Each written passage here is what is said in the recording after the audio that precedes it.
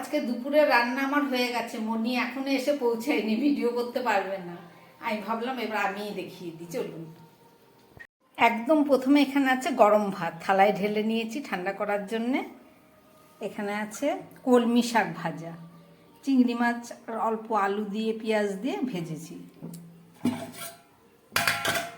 এখানে আছে কচুর গাঠির তরকারি,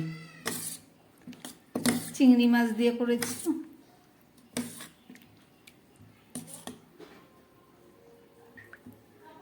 এটা হচ্ছে কচুর গাঠির তরকারি।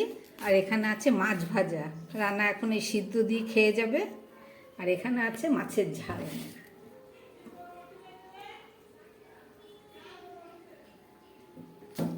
আর এখানে আছে উচ্ছে আর আলু সিদ্ধ মাখা। আর আছে ভাত। এখানে মাছের ঝোল বসিয়েছি, ঝিঙে আর আলু দিয়ে, সামান্য টমেটো ধনেপাতা দিয়ে জিরে আদা লঙ্কা দিয়ে রান্না করছি। রান্না বললে একটু পাতলা ঝোল খাবো। আজকে রান্নার এইটুকুই মেনু, রান্না সব রেডি।